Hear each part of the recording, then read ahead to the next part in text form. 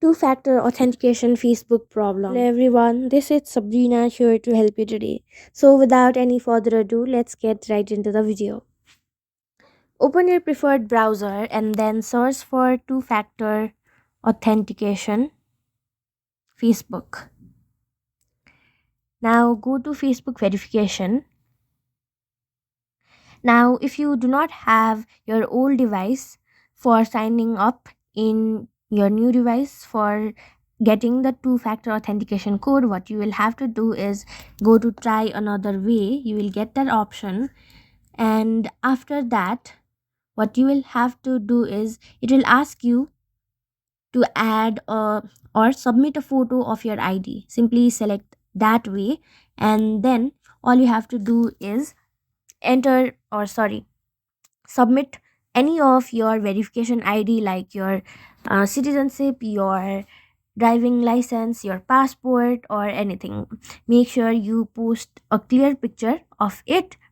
After that, uh, simply go to enter an email address. Now you will get an option of entering new email address.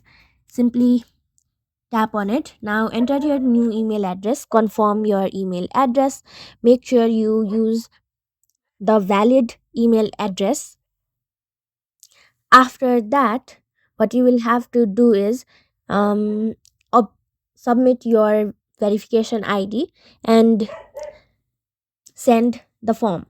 Now wait for certain time, and then after certain time, you will get an option of you will get an email saying your email is verified if you have submitted your correct information as well as submitted your live photo.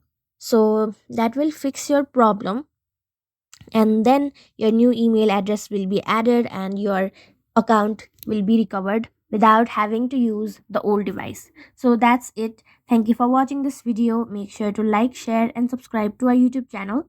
If you got any questions, comment them down and I'll catch you in the next one.